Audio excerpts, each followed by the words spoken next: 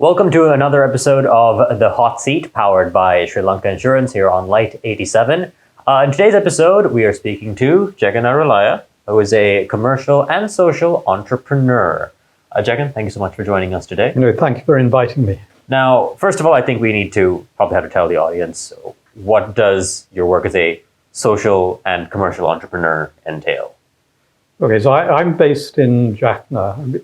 Perhaps you can tell from my accent, I spent most of my life in England. Mm-hmm. So I went when I was 2 years old and stayed for the next, in 1966. I came back permanently in 2015. And what my interest is the economic development of the North. So I steer clear of politics completely. I see that the great disappointment and the great hope is the economic development of the North. So as a social and commercial entrepreneur, what that means is that I'm helping private sector. I invested my own money, my family's money, and I'm helping private sector businesses. I also do work with NGOs and with schools and the university, particularly around English language. Okay, so we'll come back to specifically what you're doing right now these days. Because I think before we get there, we need to take a look at what problems the North is facing right now with regard to investment, with regard to business. And especially how that might have changed over the past few years. So you said you came here in 2015, and that's when you kind of started, working here full time. What were things like at the time in that investment space, or even just a business space? Okay, what I would say is, things have changed much less than they should have. Okay. So if you look at the last 7 years, or you even look at the last 13 years since the end of the war, the North, the development of the North has been extremely patchy and, in my opinion, very disappointing. When I say patchy, there are examples of private sector industry coming in, but there hasn't been a wider change. One of the main issues in the North is there's no opportunity. Opportunity for people to grow their skills, build their aspirations. And what that means is that a lot of the brightest just leave. So that includes the commercial entrepreneurs as well as the professionals. Okay. So the doctors, the lawyers. Okay. So with regard to getting people to stay, ideally, what kind of changes would you like to see from, I suppose, a legislative standpoint to kind of improve investment opportunities, or just in general opportunities for the people in the North, be it investment or education or whatever? What kind of things do you think would need to change in that space? I think one thing that needs to change is the perception of the North. Okay. You mentioned legislative opportunities. I quite frankly I think it's a mistake to wait for legislation. It's a mistake to wait for the government. Okay.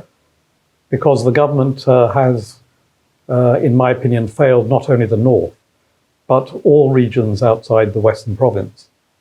If you look at the GDP for the Western Province and Colombo has been very strong up to the current crash, but it's been consistently poor outside the Western Province.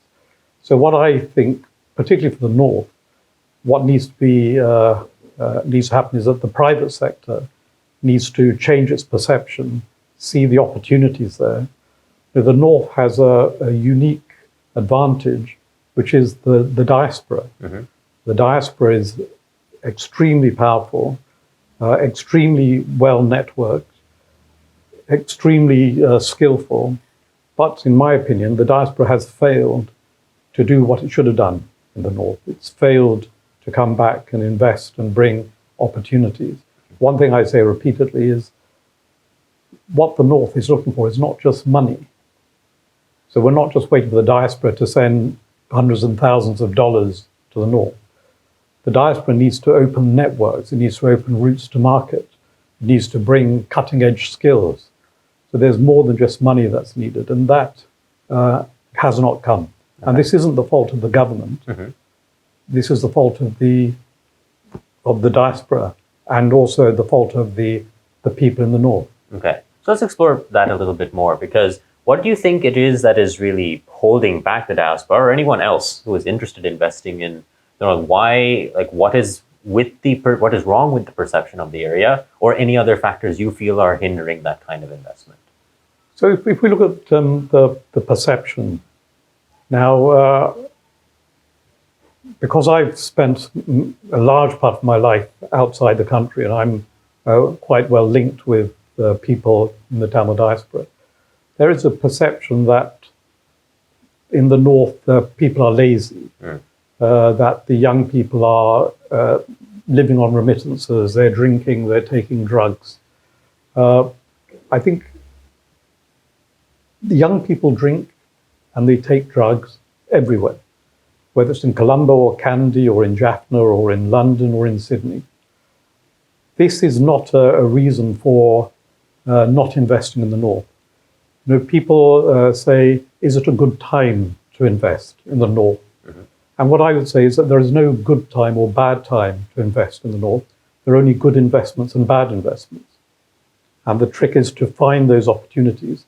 And people aren't doing it in the right way, in my opinion. Speaking of what some of those investment opportunities are, I mean, I've been Facebook friends with you for a while, and I've seen some of the different ventures that you've been talking about and that you've been supporting. So if you could take us through, over the past few years, what are some of the bright spots, so to speak, in what has been developing and what has been invested in as successful ventures in the north?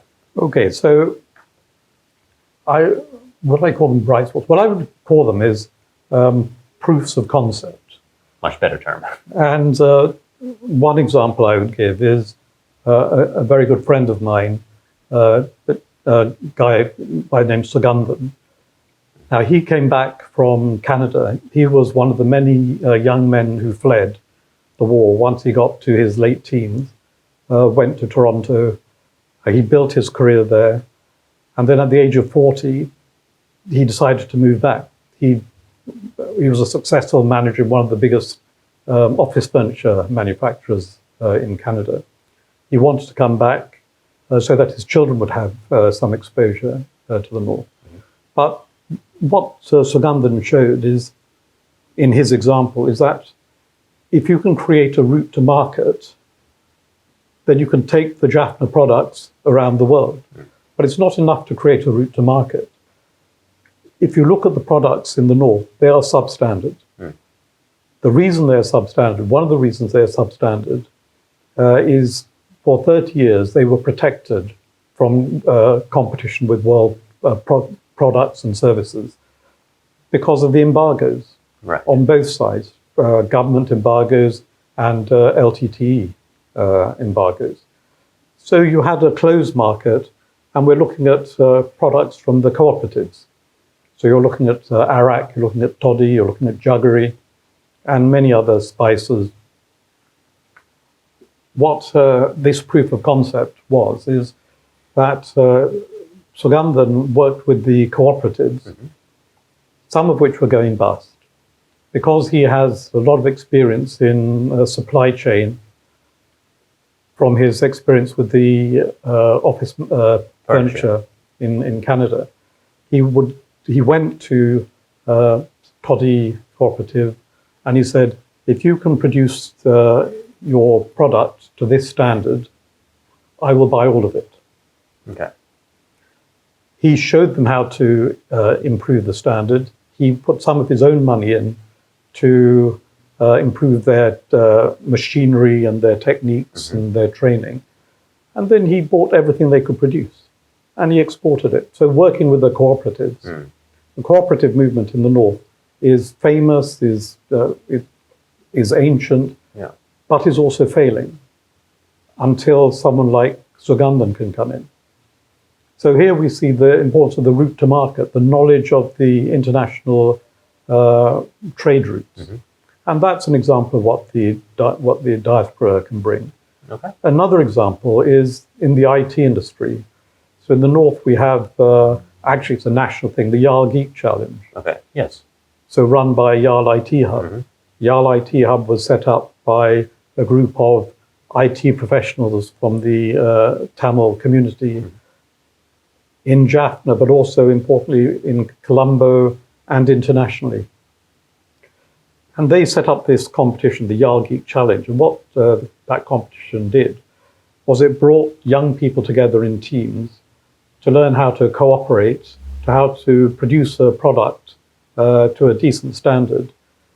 The important thing of that is out of the Yar Geek Challenge, I think 60 or 70 of those teams produced companies, live companies, that are actually successfully developing product.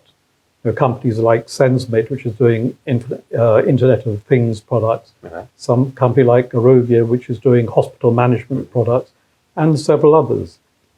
But again, the problem with the IT industry in the north is that if a young person develops the skills, they go where the opportunity is. Yeah. And the opportunity is actually in Colombo, and the opportunity is overseas. So it's like a hole in the bucket. We're developing IT professionals, but we don't have enough opportunity in the north for them to stay there and to create a critical mass so the industry will take off. So that is something that we need to do. Would you have any thoughts on how we can plug that hole in the bucket, so to speak, on how we can incentivize you? Because in my understanding of it would be, okay, one of the big things that Colombo offers beyond just an investment opportunity is just things to do, places to go, and places to live, and all of that. And again, like a lot of those opportunities seem to be missing. But is there anything else to it that you think would be that we need to do to plug that hole? Yeah. So in 1993, I joined a British company that was doing offshore development in Colombo.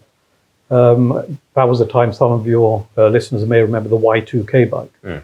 So the Y2K bug, a lot of, or all in fact, the major companies in the West sent vast amounts of programming, software development to India. Some of it came to Sri Lanka. Because I happened to be of Sri Lankan birth, I joined a company that was sending development to Colombo. Right.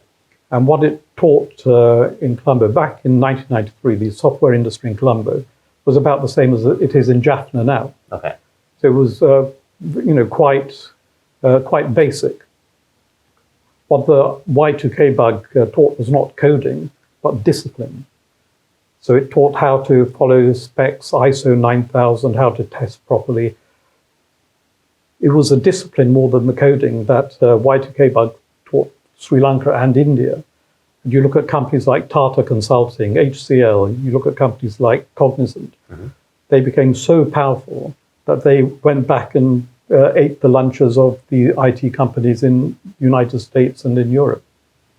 What would be good? One of the things that would be good is if a big company like HCL, who is coming in on a big scale in Colombo, or a company like Virtusa, would open a significant office in the north. Now, we have companies up there. They're opening small offices, which may be 20, 30 people. If HCL would come and put 200 people, and if Virtusa would come and put 200 people, then that would change the whole dynamic in the north. And that would also bring something else, which you yourself mentioned. Jaffna is boring. There's nothing to do in Jaffna. When I brought my son, when my son came about 5 or 6 years ago, was it 3 or 4, a few years ago, after 2 days, I was at a loss what to do. When you have IT professionals, you have people who are paid a lot of money. What are they going to do with that money? You have people who have a spouse, either the wife or the husband, and children, who are going to get bored. In 1993, when I came to Colombo, my company in England would send about 5 or 6 people at a time. I was here permanently. Okay. And there were other people coming with their families. Families were bored, and they put a lot of stress on the IT guy who was working in the company. So this is a problem. In Jaffna, you need more restaurants, you need more activities. You need bowling alleys, you need water sports, you need Chinese. There is, as far as I know, no Chinese restaurant north of Anuradhapura. So we need many things. The IT industry will create a whole ecosystem around it. It will suck money in from countries around the world, from companies around the world, customers, but then that money needs to go somewhere, and we need it to stay in Japan or in the north, buying northern goods, northern products. And that is how the north will expand. The north is, by GDP, the poorest province in Sri Lanka. You look at the north, and it has this wealthy, powerful diaspora.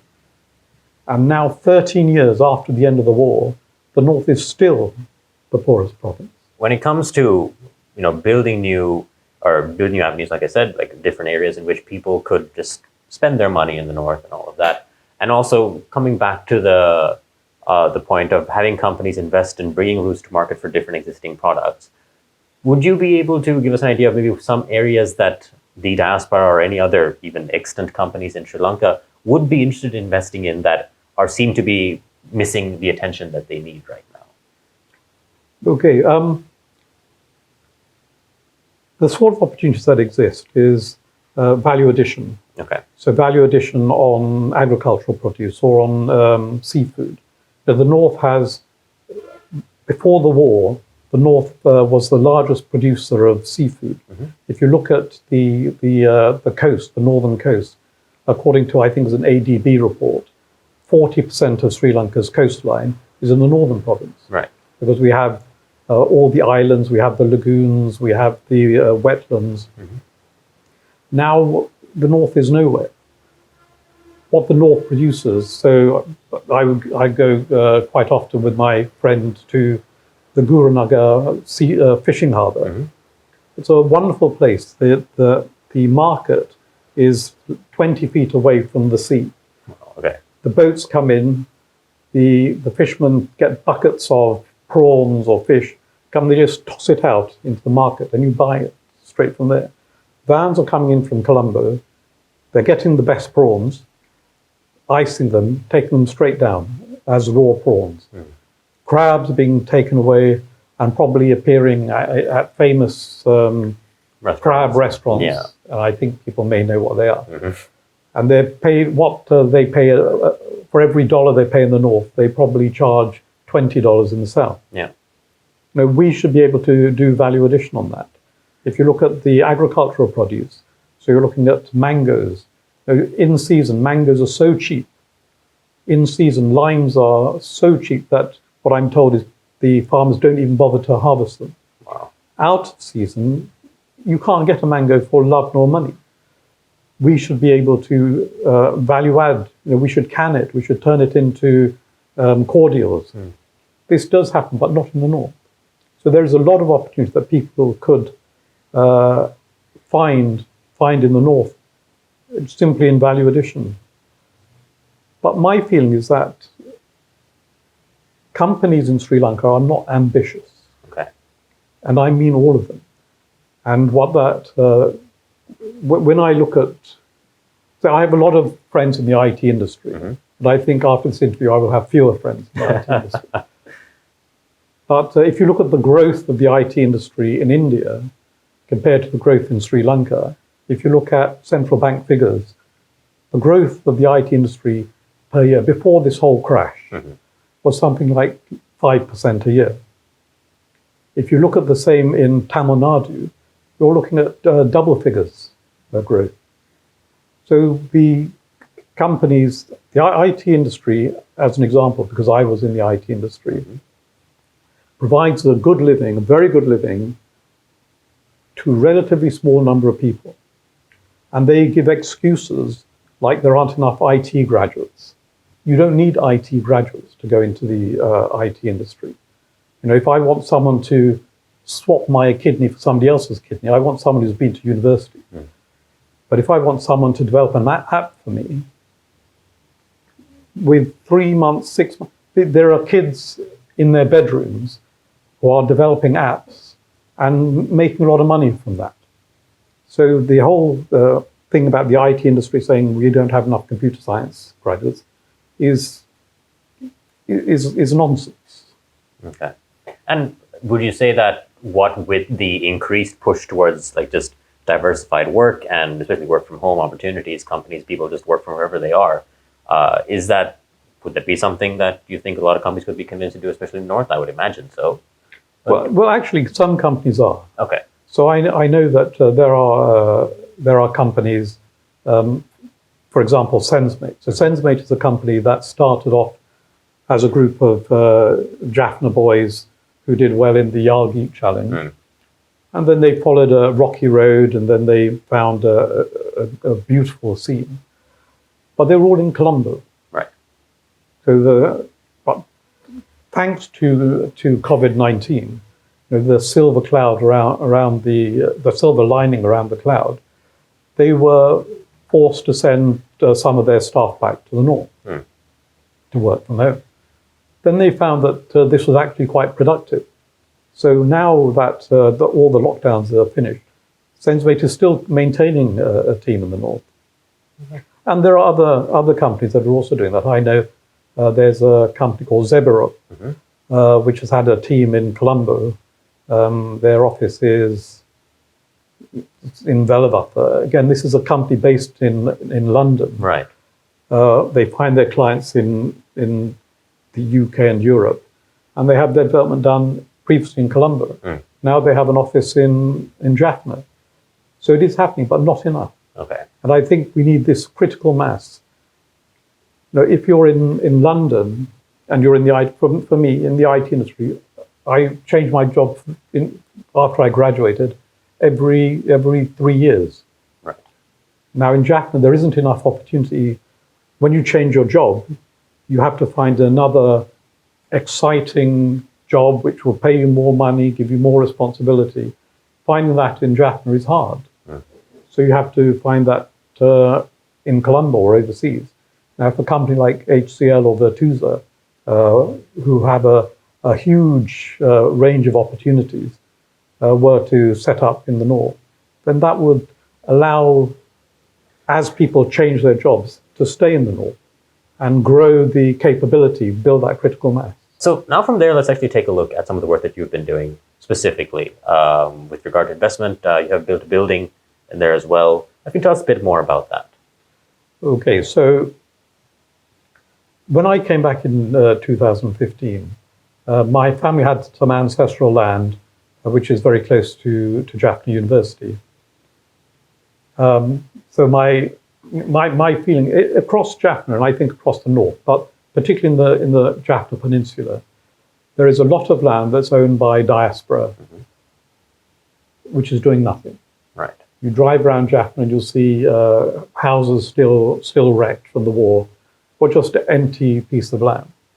The diaspora, they own it. It's probably, may have been passed down from the original owner to the inheritors. They got it for free. They've never seen it. They don't care about it. So it's just sitting there doing nothing. In my opinion, if you have land like that, you should either sell it or give it away, but you shouldn't just leave it idle. Some of this land, people have moved onto it. Mm. People who were displaced from other parts during the war, particularly agricultural land, people who have moved onto it. If you don't want to sell it, then give it to them, but give them good title. Don't just leave them and forget it. Give them good title. So we had this land near Jaffna University. My mother, brother, sister, and I, we put money and we put up a building. The building is currently 12,000 square feet. I live in that building. There are 2 software companies that have come in there. So that's one of the investments that I've made. But if we look at other areas, so I'm helping. So I help Sugandhan in his enterprises. Mm-hmm. I'm advising people from new startups up to established businesses. For one of the great canards, one of the great, I think, misleading opportunities is entrepreneurism. Okay. If you look at entrepreneurs in Colombo, in my opinion, the right way to be an entrepreneur is work for a good company. So work for John Keel's or work for Virtusa for 5 years, learn how to run a business properly, and then become an entrepreneur, then break away. But in this country, very often entrepreneurship isn't used as a route for the strongest and brightest. It's used as a lifeboat for the most desperate. So people who the society has failed to provide them with a living, a job, they say to these kids, go and be an entrepreneur. So I'm helping, advising some of these kids. I am also in my building have a few clubs that are going. There's a dance club that goes on. All right. All I am is the landlord. I only charge them electricity bills. The rest of the time, they do it. They have the place for free. But if you come most days, you'll find a load of young kids there, which means sort of 17 up to 25, working very hard, practicing on their dancing. And these are kids who, if they weren't here, could actually be out there wasting their time or worse. And as an example of what the diaspora can do, a friend of mine in London, who has also set up a company, BBK, he put, I introduced the dancers to Anandan. He had a connection with a dance group in Chennai, who's an excellent first-class dance group that does choreography and the dancing for some of the leading musicians and videos there. And now twice a week, the Chennai group over Zoom gives training to this the swag group in Jaffna. And the idea is that the Chennai group will select a few of them, take them to Chennai for workshops and give them opportunities. Wow. Now, this is just an example of how the diaspora can help without just throwing money at the north. What I've seen very often is that, I think Sri Lankans in general and Tamils in particular are very bad at learning lessons. And in the 7 years that I've been here, I get contacted quite often by people who want to try a project. And they describe their project to me. It sounds exactly the same as a project that happened a few years ago, which didn't succeed. And I say to them, so have you done some research to see how this kind of endeavor has worked in the past? And they never will have. They want to donate computers, or they want to fund English language training. And they forget that if you're going to donate computers, all a computer is a box of microchips. You need to fund the electricity bills. You need to provide the trainers. If you're going to fund English language training, you need to identify good standard English language teachers. Because there are plenty of people out there who will say, I will teach English, you give me the money, and they speak terrible English. The British Council is a premier place, but it's very expensive. And there are other English-speaking tutors who are excellent. The diaspora, if they want their donations to have impact, they need to do more than just throw money at it. You need to think how to do this. For example, if you donate sewing machines, so this is something that has been quite popular. You need to check that there is a demand for that service. So one thing you need to do is look at the village, see who else is doing it. If there are 5 people with sewing machines producing clothes for the village, and you donate a sewing machine to another person, then they're not going to be able to make any money from it. And I've had stories with sewing machines, with cows, where the donation is made, and then 6 months later, the donor wants to go there to see and feel good that their donation has made a difference. And they found that the cow's been sold, or the sewing machine has been sold, because the person who's receiving that gift, they're in a tough position. They have immediate needs. They need to feed their children. They need to maybe pay a loan. If the sewing machine was actually going to earn them 25,000 rupees a month, then they'd hang on to it. If it isn't, then the next best thing you can do with it is sell it. So the diaspora needs to think a bit harder. The diaspora needs to learn from what previous people have done, and they don't. You brought up the fact that some folks may be paying their loans, and that might be a reason to sell that sewing machine. But a big criticism that you oftentimes will hear regarding finance is that microfinance has been good for some people, but very predatory towards a lot of other people, and that's kind of crushing opportunity for a lot of folks because they're simply unable to manage that. Has that been your experience with regard to people's finances in general? Okay, so I mean, this is talking to people. So this is anecdotal. Mm-hmm. One of the issues is that the banks or the financial companies who are doing the microfinance, their people on the ground are driven by the quantity of loans they can give out. Right. They're not driven by how those loans are going to be used. So that means that, again, if some person in the village is offered 50,000 rupees from one microfinance, and they're not financially literate enough to understand the implications of the interest, they just see the 50,000 rupees. Mm. And if the microfinance person says, well, how are you going to spend this as an investment and not for current expenditure? And they say, well, I'm going to buy a cow. And the microfinance guy says, all right, fine, hands over the money. With 50,000 rupees in their hand, the villager will look at what his immediate needs are. So it may be to pay off a previous loan, or it may be to pay off current expenditure. They don't create an income-generating asset which can repay the microfinance loan. And they're getting deeper and deeper into debt. You look now, interest rates are ludicrous. 20, 30%. Yeah. What are these people going to do? So there needs to be, but people have known about this problem for years and years and years and haven't solved it. So I don't know what the answer to that one is. Okay. So before we wrap things up, is there any other areas you would like to cover, or a message you would like to give our viewers directly with regard to these opportunities, or any more action that can be taken? Okay, right. So I write articles in this Lanka Business Online, and all my articles are about entrepreneurs, about economic opportunities.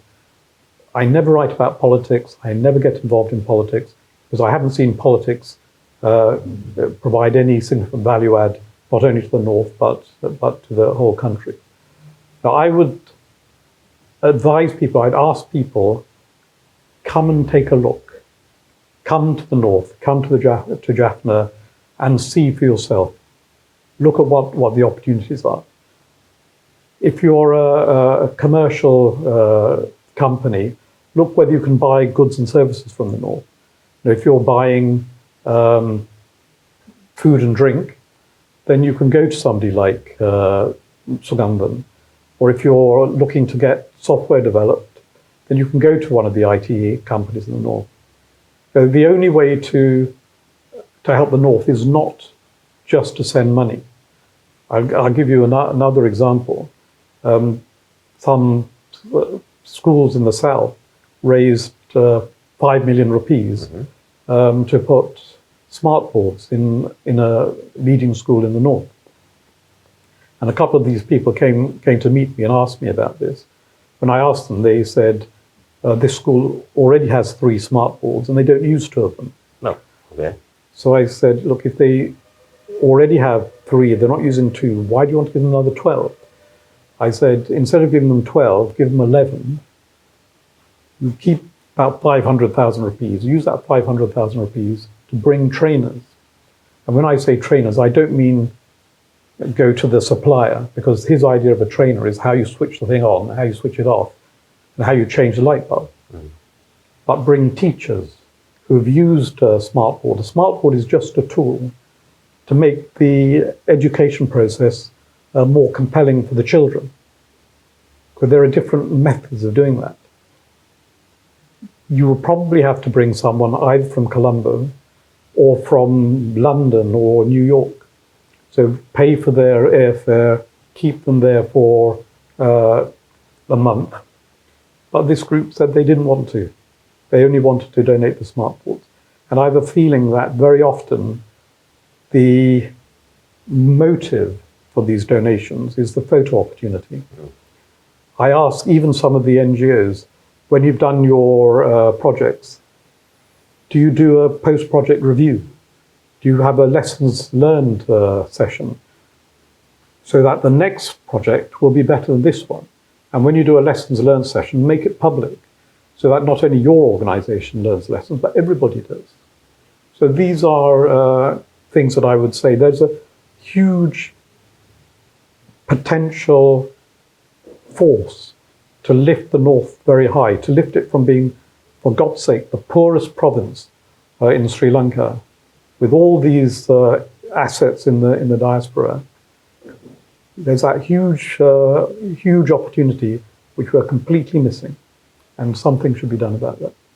Well, hopefully, at least with this video, a little bit more will be done. But definitely with your work, again, I think when it comes to spearheading this kind of challenge or spearheading just this communication of this issue, I think you're the one who's most front and foremost, at least in what I'm seeing online and all that. So thank you so much for the work. Thank you. And thank you for coming by and for joining us on the hot seat.